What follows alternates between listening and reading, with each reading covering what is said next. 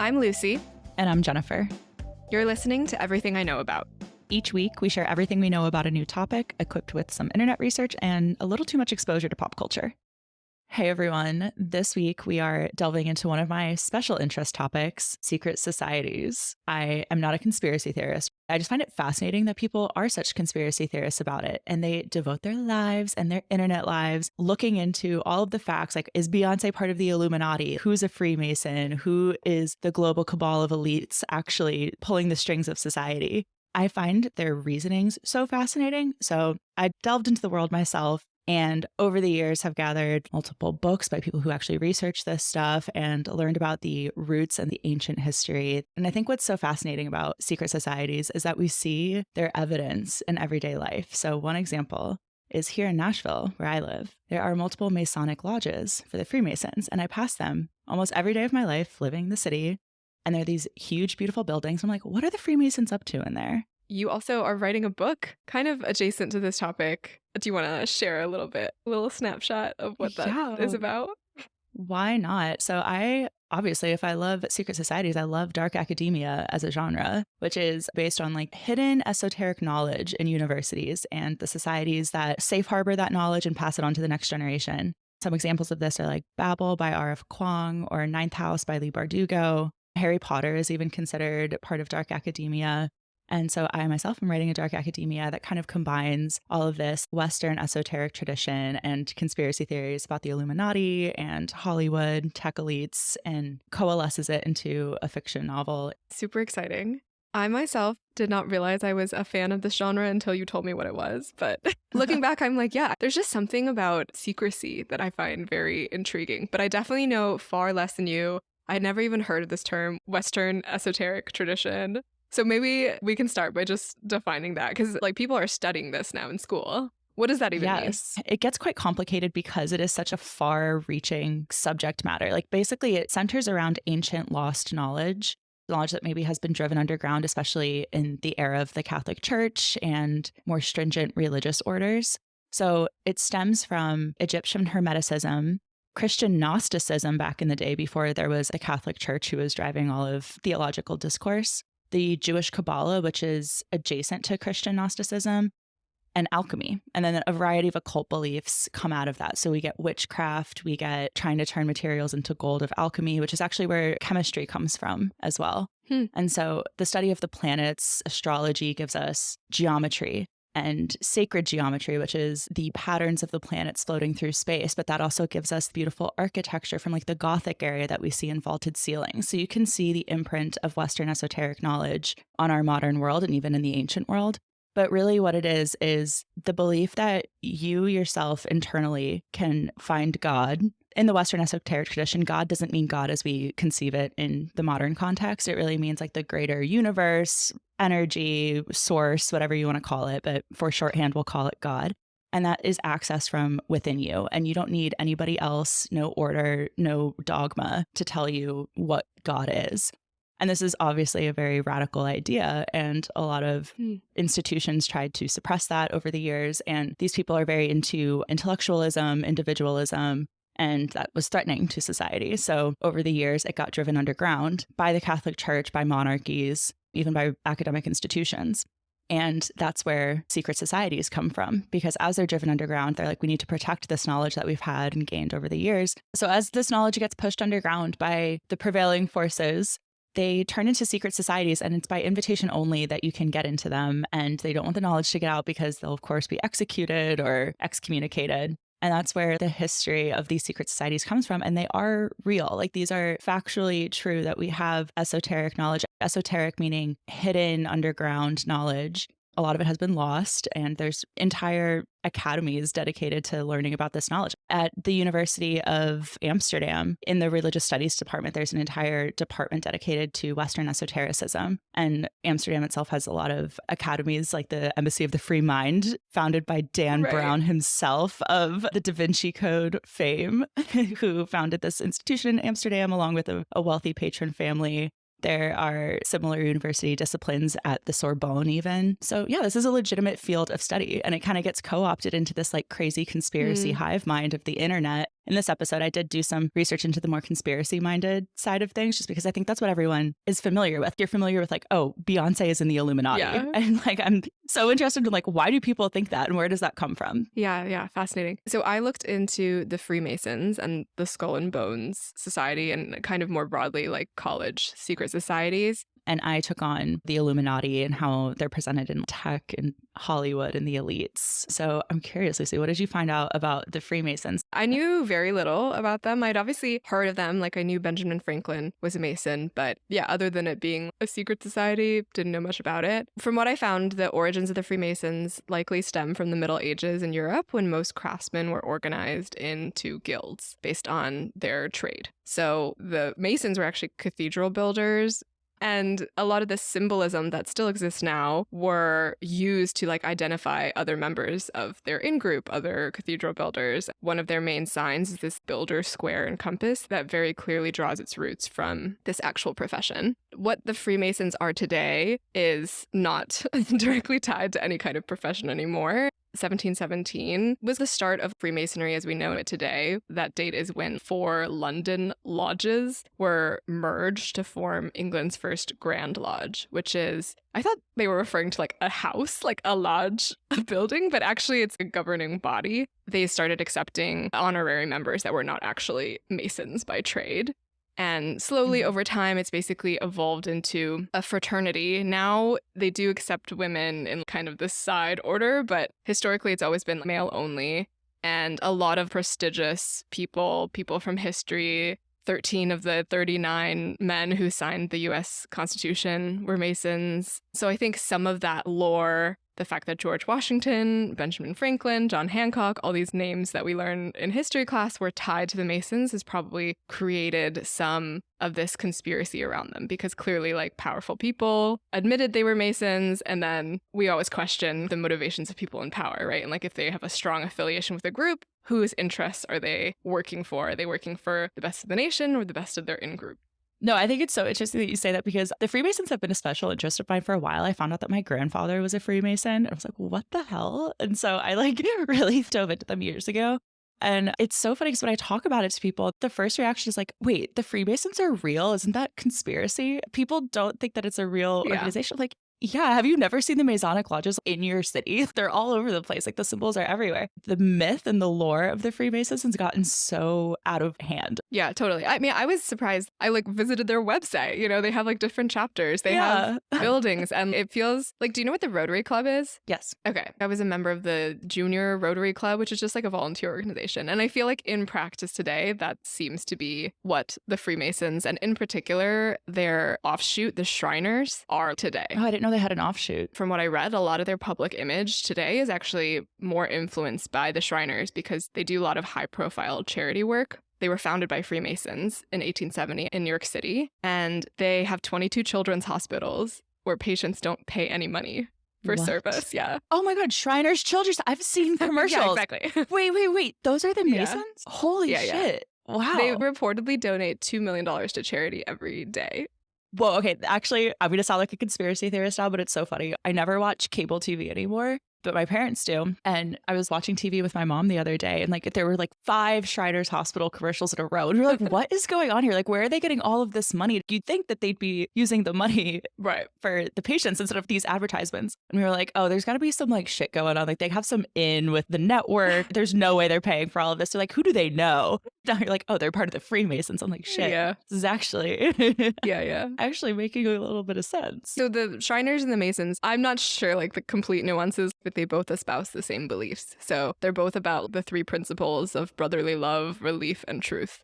And when I was reading these websites, I was like, why is this any different than Rotary? It just feels like a volunteer organization. Like, of course, the main difference is they do still have secret meetings, secret traditions that when they join, they take a vow to never talk about. When there's secrecy about something, it makes people want to know more. Do you know about any of these secret traditions? I don't know specifically like the rituals that they do. Well, I don't think anyone really knows. I did find a couple articles where they had interviewed people or like the Freemasons of one chapter maybe let the reporter see a little bit. And I don't think anybody who's not a Mason knows the true inner workings. Actually, I don't know if you're aware of this, but there was the rise of the Anti-Mason party.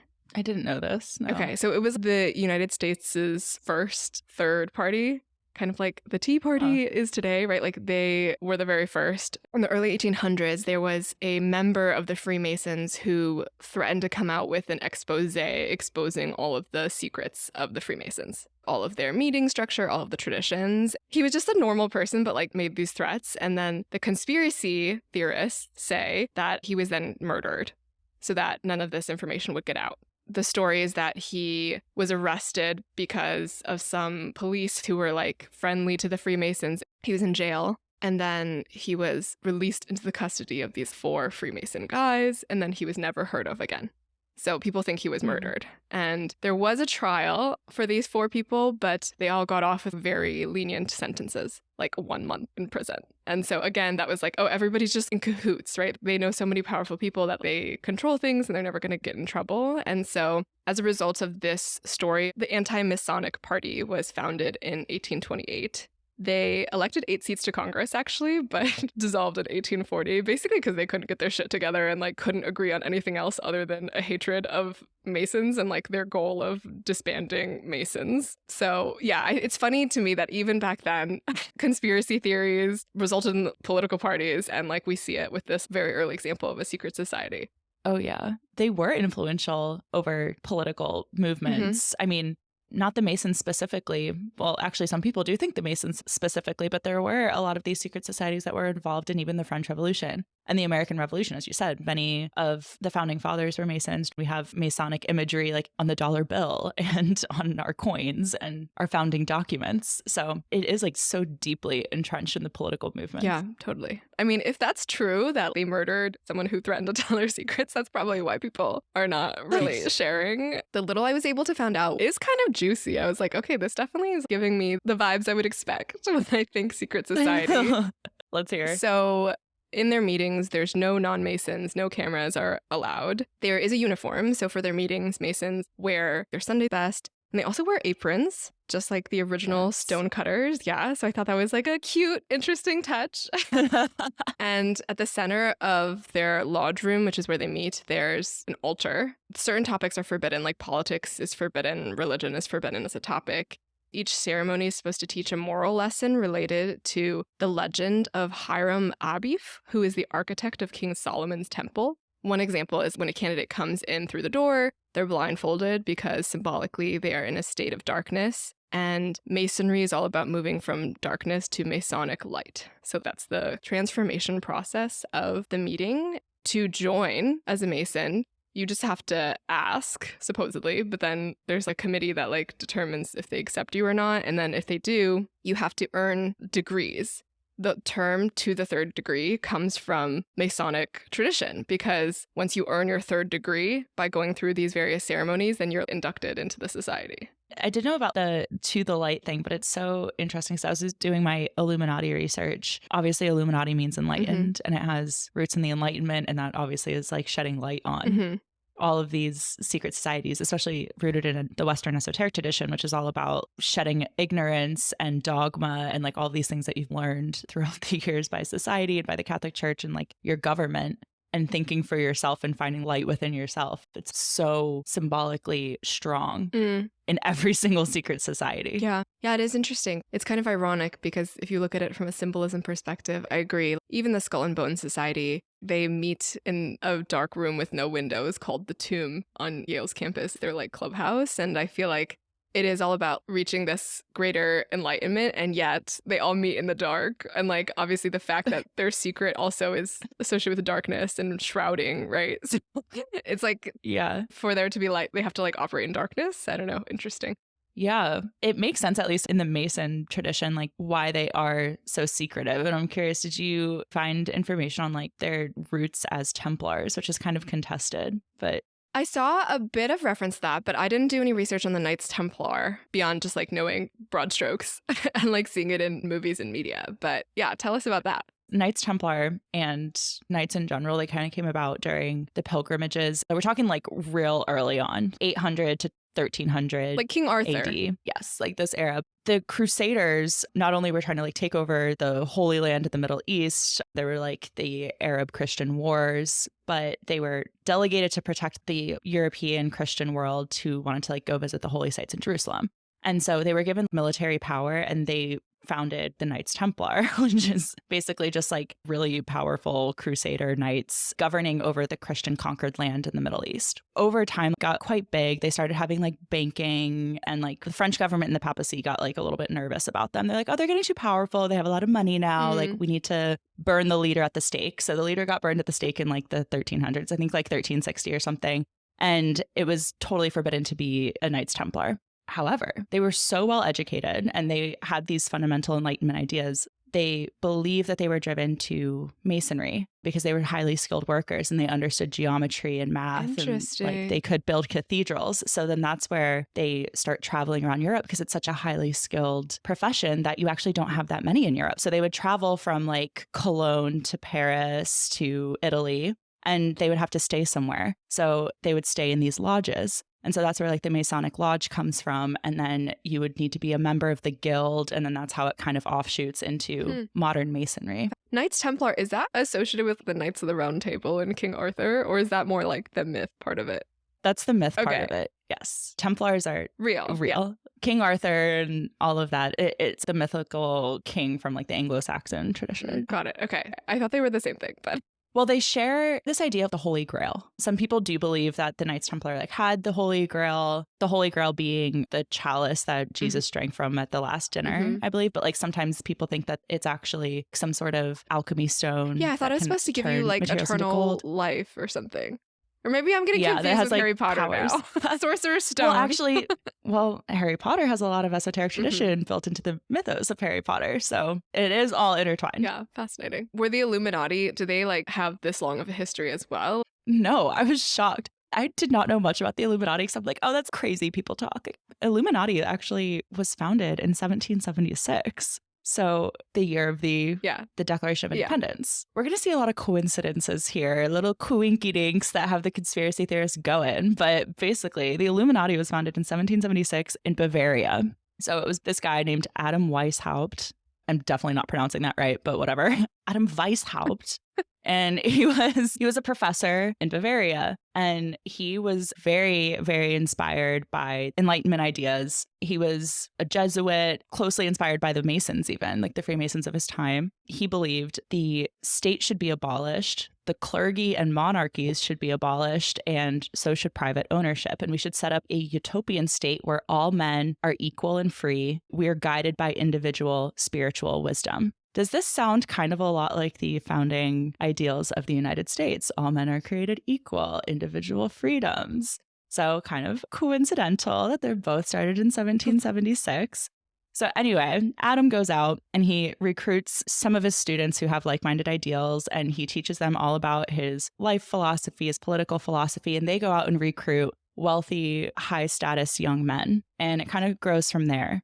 And in the next 10 years, Adam and all of his disciples get in with the Masons, and they start chatting with them, and they like get into their lodges, but they're distinct. They're still the Illuminati. Okay. Were they also accepted into the Freemasons then? And they were just kind of a sect? Yes. Okay. Yeah, they were Masons and Illuminati. They start getting a little bit of power, and the government gets scared, and they ban both the Freemasons and the Illuminati in Bavaria. That's the end of the Illuminati in written factual history. The rest is just conjecture. Oh. And so people believe that they survived in the Masonic lodges, that they were, as you said, just a sect of the Masons. And strangely, shortly after they were banned in Bavaria, the French Revolution happens. And like, how is it that the monarchy falls and that it's completely in line with Enlightenment ideals? Where this comes in with American history and like why Americans in particular think many of their elites are part of the Illuminati.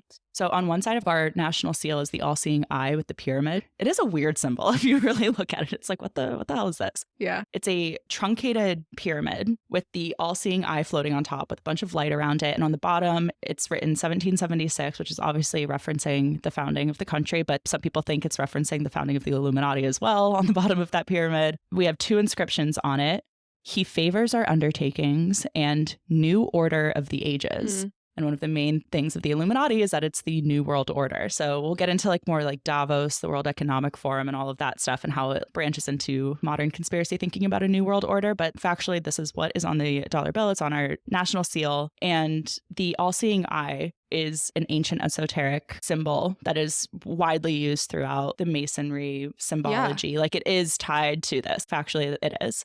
The truncated pyramid is a symbol of lost ancient wisdom. So just very interesting that this made it onto our currency and that it did coincide with the founding of the Illuminati. Yeah. But the connection is conjecture, but I do think it is like quite coincidental. And we do know, as you said, that our founding fathers were Masons themselves. Yeah. So at least they understood what the meaning of these symbols were. Yeah, that's super interesting. I didn't realize the Illuminati were like a direct offshoot, or at least eventually became entwined with the Freemasons, because that symbol, which is called the Eye of Providence, it's debated if this is like a Masonic symbol, because obviously the symbol existed way before the Masons existed. It was an Egyptian symbol called the Eye of Horus, and it appears in Renaissance art, it appears in Christian art, like all over, referring to like God's watchfulness. I was surprised to find the Philadelphia Federal Reserve, even, which a very modern banking institution, claims that the Freemasons, Henry Wallace and FDR, purposefully chose it when they redesigned the dollar bill in 1934 because of their Freemason associations. Dang. Yeah. It's all over. Yeah. They're everywhere. But I feel like we haven't gotten into modern day. A lot of the modern day conspiracy theories, I'm less familiar. I've heard, of course, that Jay-Z, Beyonce, they're in the Illuminati, but like, what does that mean? Like, what do people think they're doing? What is the big conspiracy? Yeah, that's a great question. And honestly, as I was trying to figure that out, I was getting confused too, because there is no consensus even among the conspiracy theorists about what's happening. Like everyone thinks they have a piece of the puzzle and there's like no unifying theory. So I can't sit here and present to you what people think because I don't really know. But there's like a faction of people that think Jay-Z, Beyonce, the celebrities, Hollywood is in cahoots with the Illuminati, who are they themselves the financiers of the world. Like it's the World Economic Forum, it's the EU, the United States government are all working together to create a new world order. And the idea is that it's benevolent dictatorship almost, that the few elites at the top are trying to control us all and like crumble our individual societies and have this one world society. And they're going to do it through control and incremental movements to one world government. That's why like the EU and the Euro was such a big step in their minds towards this goal. While the American dollar as the standard across the world is a step towards this goal, kind of like the monoculture of American culture across the world as well. And the elites like Jay-Z and Beyonce and such, they are seen photographed doing this. And for those just listening, I'm like making a triangle with my fingers and they like make this diamond shape. And the non-conspiracy theorists say, oh, that's just something that they do. It means diamond. It means wealth. But then you see like Warren Buffett posing with this symbol as well. A lot of people like Taylor Swift. And then they'll do like the eye thing a lot where they like put their eye in between the slits of their fingers and are photographed like that. Taylor Swift's Reputation album is like this. A lot of celebs, if you look, kind of do that. And so they're like, that's referencing the evil eye. The triangle, of course, is referencing the triangle of wisdom and like lost ancient knowledge that's on the dollar bill that's related to the Illuminati and the Masons. They kind of take these like little scraps that don't obviously necessarily mean that, but they are true. Like there are a wide variety of celebrities and wealthy people and elites that are photographed doing this symbol. And then they're like, this is definitive proof that there's an Illuminati somewhere and they're all in cahoots with each other. They're very difficult to take seriously because a lot of these articles and like even some podcasts that I tried to listen to, there's a lot of grammatical mistakes. They're clearly not academically driven. And you're like, I can't take you seriously if you don't know grammar. If you don't know the difference between 2 with 1 O and 2 O's, I can't read the rest of your conspiracy theory. Yeah. But I looked in my secret society books and like all I could find was what I referenced earlier in the episode. We know for a fact that they existed back in 1776 for a few years and then they went underground. Everything else, even the academics of esoteric tradition are like, yeah, it's pure conspiracy. Actually, the first fraternity was also founded in 1776 at the College of William and Mary. Yeah, in Williamsburg, Virginia. What was going on in 1776? Yeah. So when I was reading about the Freemasons, I was like, oh, this is basically just a fraternity. Is this where fraternities came from? Like sororities, you know, in a college sense? Because that is a very uniquely American thing. European colleges, they have clubs and all these other types of things, but like fraternities with the Greek letters in particular is very American. And actually, the first fraternity was started as a secret society. So it's Phi Beta Kappa. Are you familiar with them? Wait, is that the business people? It's like an academic honor society now. So like when Yeah, I okay, that's what I graduated, thought, I yeah. got like all these ads from them where they were like, pay us some money so you can be in Phi Beta Kappa. I was like, this is a scam. Why are you trying to get me to pay you $20? But yeah, I was fascinated to find it has like such a long history. So basically it was originally a secret society for like the first 50 years of its life. But then in the 1820s, there was a huge anti-secret society movement, including this anti-Masonic movement. They decided, okay, we're going to come out into the open. We're not secret anymore. So they have a 3-letter Greek name. They have the Greek motto. They have an oath of secrecy, a badge, a ritual, like a lot of these things that modern fraternities have. Skull and Bones then. Okay, it's not a fraternity, but that had to have been founded before 1776 because Skull and Bones is at Yale, and Yale is older than that, right? Skull and Bones was founded in 1832. Really? Yeah, it's like, I think, the most well-known, and so I thought it must be the first secret society in like a college context, but it's not. There was Phi Beta Kappa, which I just mentioned, but there was also a couple others actually before. I think Skull and Bones is just the most notorious because it had a lot of powerful people in it. It was founded by William Huntington Russell, but then his co-founder was Alphonso Taft. Alphonso was a Secretary of War under President Grant, and he was the father of William Howard Taft, the president.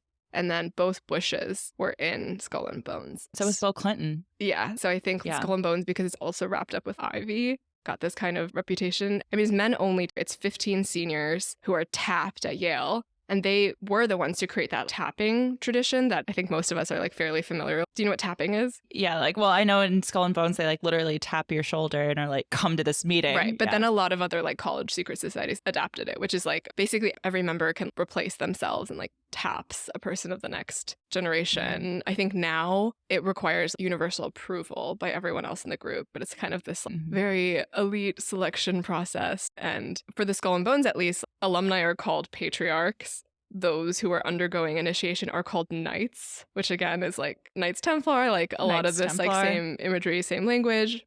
Outsiders of the group are called barbarians. And and they have, I mean, it's a mystery really what goes on, but there's like lots of rumors about them. They've been rumored to possess all of these like human skulls that they've stolen. And there's a lot of Fortune 500 elites and members of the CIA, and I don't know, like a lot of like powerful people are in it. So I think probably similar to the Illuminati, there's these very interesting ties to power that create some of these underlying conspiracy theories. Yeah. I often think about this, especially in the context of Skull and Bones. I'm like, okay, if I'm not being conspiracy minded, if I'm trying to just be as placid as possible, is it more likely that it's just, okay, these elite people go to elite universities and they're just like going to Yale? If we look at the Yale graduating class of whatever the Bushes were in, what percentage of them are actually Fortune 500 CEOs or something? Is the likelihood that much more that if you were at Yale and Skull and Bones that you became one of these powerful people? And I wonder what that is. It's a self-fulfilling myth, right? Self-fulfilling prophecy. They get all of these crazy opportunities. I was reading an article in The Atlantic about what the Skull and Bones Society is like today, and actually it's really different today. We can get into it. It's pretty fascinating, but one of the benefits is they're connected with a mentor of someone in their future profession that they want, and that's usually a very high-up person. So of course, if they impress that person, that could help them land a job. It could help them raise money. They have fancy private dinners with these people on like a private island, right? Obviously these perks that already within this like super elite institution, it's yet another layer. So it makes sense to me that there would be a lot of powerful people. And then of course, it's like with the startup tech thing, once a founder is successful, then we look into their story and say, oh, well, here's why. And like we draw all the dots. But then there's so many founders who never make it, who were probably also YC founders or whatever, right? And we just never hear of them, but we don't have that counter story. Yeah, that's so real. It's like public record who's in these clubs. So you can like go back and look. So I was looking at class of 2015, 2016. What are they doing now? And most of them are just like normal people. They're not doing anything crazy. But I wonder if that coincides with what you said. It's like much different now than it used to be. So historically, not only with Skull and Bones, but also the Freemasons, it's been white men who are mostly Protestants who join. And obviously with the rise of more social activism and like, especially the youth have gotten more and more liberal over time, there's much more of a focus on including minority voices and like trying to repair the fact that they were excluded for so long. The article that I read was interviewing a bunch of members of Yale's senior class, some of which had gotten into these societies, because yes, at least for Skull and Bones, they do publish the 15 students in the Yale Daily News. When they were talking to some of these students, and the most recent class was like, I think it was the class of 2020, was entirely non-white. And there's like apparently now a huge focus on picking people who specifically come from disadvantaged backgrounds, such as they are like a first-generation college student, or they're trans, or they're gay, or they have some sort of identity that is not traditionally in power. And apparently there's even a discussion amongst the group that's nominating, that's tapping the next generation about like, okay, is this too white? How do we make sure that enough of the legacy is diverse? And the article was talking about how one of the more recent classes in their like clubhouse, there was all these portraits of previous members of Skull and Bones, like the various classes, and it was all like white men, and they actually took those down and replace them with their own art around tearing down the machine and like trying to change Yale and like make it a much more inclusive, diverse place. I can remember my own college days where I was like, and even literally somebody said this in the article and I was like, wow, this college student is wise beyond their years.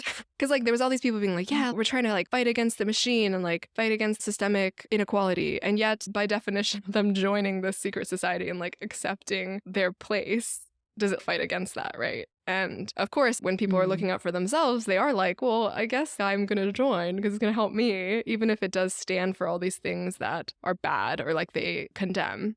Like actually at the University of Michigan, we had a secret society on campus. It was not public who was in it. There was controversy because it had like ties to being racist. Some of the rituals was co-opting Native American dances, traditions, headdresses, etc. So like now we know better. People looked down upon that and thought it was bad and fishy and like it didn't have the best reputation on our campus. And yet it still existed. There was still students who joined every year and accepted their nomination or whatever. Because I feel like even if you are critical of it, if you're participating, like then what is your stance, right? And one of the people in the article, one of the students said, everyone talked a really big game. In the first month of my time in the society, people were like, we got to burn this place down. We need to mobilize the endowment to redistribute the wealth back to New Haven.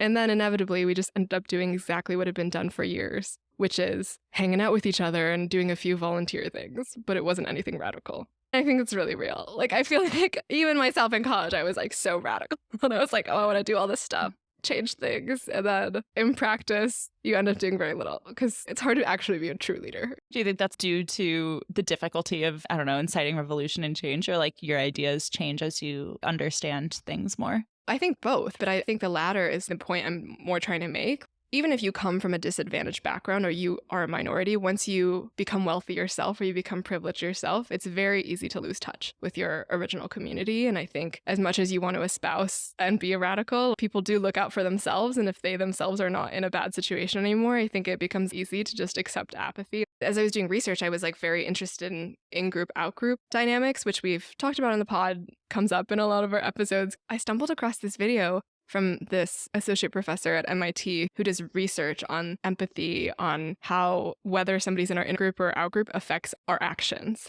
And in the video, she's talking about how typically we associate empathy with an ability to like maybe mediate some of the like natural tribalism in-group, out-group dynamics that we as humans evolved with. If we have empathy, then we can not react with violence or not react in an aggressive way to an out-group. And we can all get along as humans. But the opposite of empathy is apathy. Apathy is just like you don't care, and it doesn't incite you to any strong emotion. It doesn't make you feel violence. If we look at history and like wars, conflict, when there are these moments of intense violence that break out amongst different groups, what is triggering that?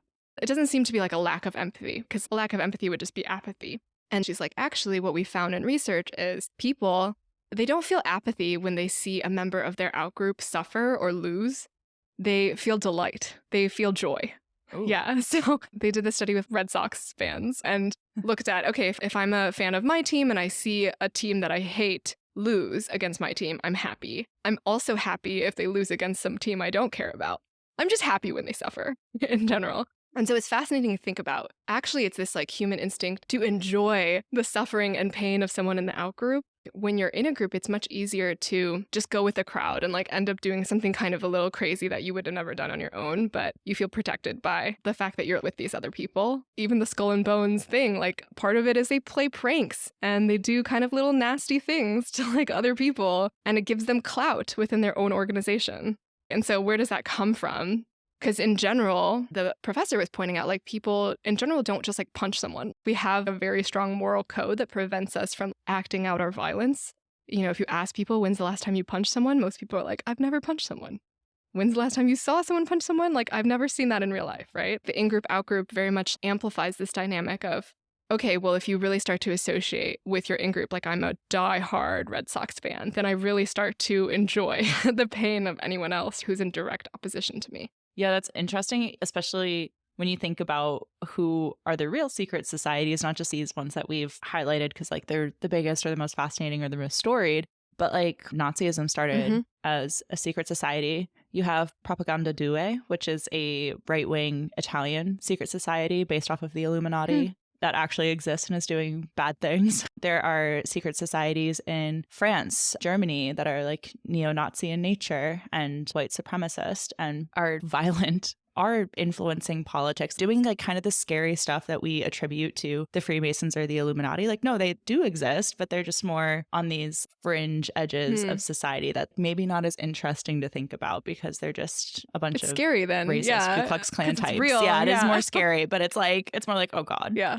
Those again. If you look at the psychology of even like the Ku Klux Klan or Nazis or horrible, horrible, disgusting groups, they prey on the most susceptible people who are like lonely and isolated and want to feel a part of something. People who desperately want to be part of the in-group no matter what the consequences are. Yeah. And this is what you get. Totally. Yeah. Well, Lucy, if the Illuminati tapped your shoulder, would you join? I would. Dude, I would want to know what goes on. Oh, 100%. Yeah, I 100% would. And I don't think I would tell. That's the thing. I think I like the idea of taking a vow of secrecy, you know?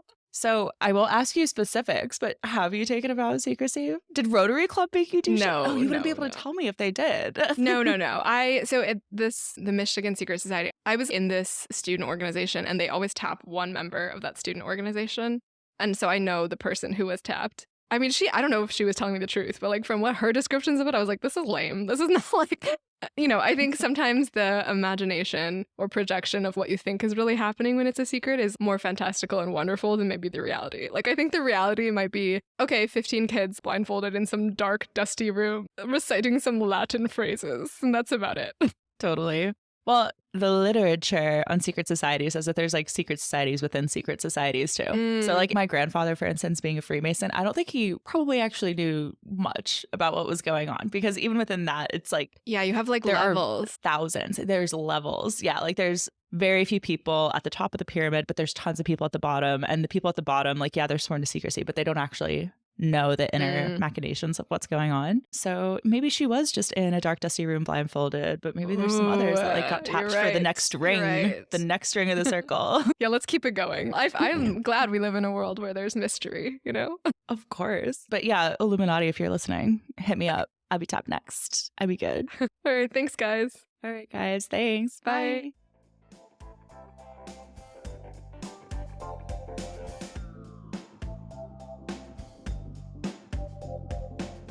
If you enjoy the pod, we would love for you to give us a follow and rate us on Apple Podcasts, which helps us get the word out and reach new listeners.